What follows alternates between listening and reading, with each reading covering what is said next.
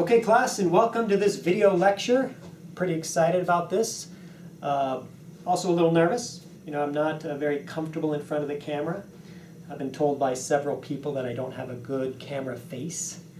Not exactly sure what that means, but it might have something to do with the sort of angles involved. But I'm going to give it my best shot, and hopefully this will be helpful, and you'll be able to learn this material. So why a video? Why not just teach this in class? Well, I find that for this particular tool, there are a couple spots along the way where students get snagged, and comprehension is just not quite there. So I figured that by putting this on video, you'll have it. It's something you can revisit throughout the semester while you're studying. You can even have it in your future life. You're looking for a lesson for church or family home evening. Pull up the videos, teach the kids, teach your class about the return on equity. They're going to love it. So I hope this will become something useful to you. Now, I'm going to put a lot of stuff up here on this board. And I've posted to Learning Suite this document here that includes acronyms. And these are the acronyms that I'll use up here as I teach the material. Okay? The acronyms are here in the left-hand column. In the center here is the formulas, to the extent that the variable comes from a formula. We've got these here, and then we have some descriptions. It would be helpful if you have this in front of you while you're watching the videos for reference. So you could either print it, put it up there on the screen. And I'm going to do my best to only use sort of acronyms up here on the board that tie to this document. If I do my job, everything will tie out. Okay, that's what I'll try to do. Right. So what are we talking about? We are talking about a very important ratio, perhaps the most important ratio that comes out of an accounting system, which is the return on equity, ROE, the accounting return that accrues to the equity investors in the company. How do we calculate it? Net income divided by average owner's equity. Net income divided by average owner's equity. It's a percentage. It represents the performance. It's a measure of performance. And what can we do with this thing? Well, we can compare it to other companies, competitors in the sector. We can track it over time and see if it's improving or getting worse. And it's a nice summary measure of how well the company has been performing. Well, performance can come, from a lot of places. You can win football games with good offense and/or good defense, or hopefully both, right?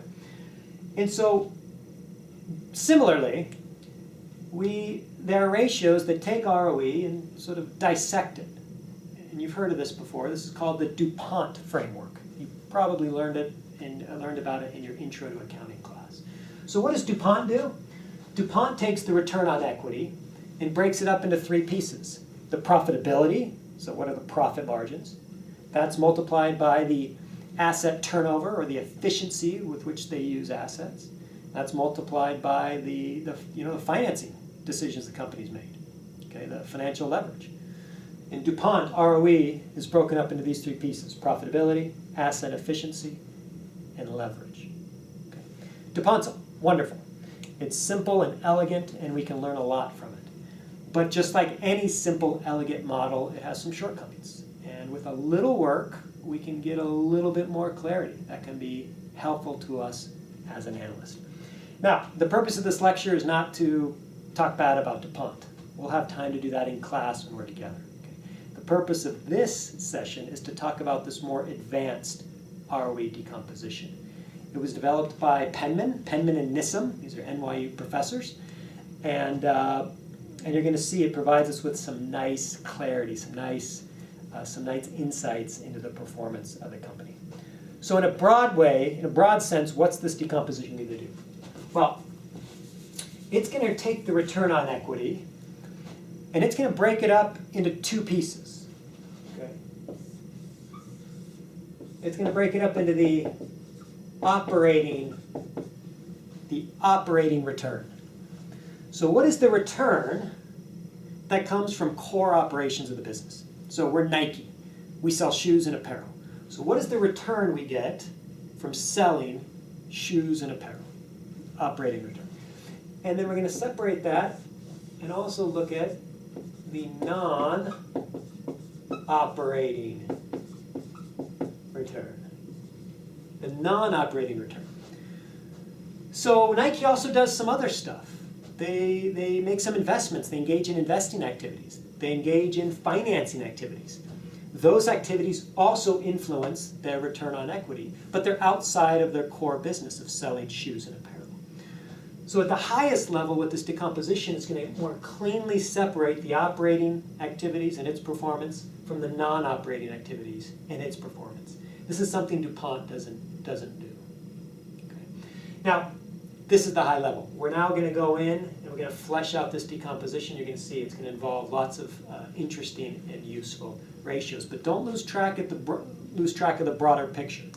We're taking a performance measure and separating it into two sub-performance measures. One related to the operations, core operations, and then one related to the financing and investing side, the non-operating activities of the business. Okay. Now, in order to do this, we need to get some clean data. So we're going to go into the balance sheet and we're going to clean it up. We're going to go into the income statement and we're going to clean it up. What I mean by that is separate those statements into these two pieces so that we can then use it in subsequent analyses and ratios. Okay? That's where we're headed.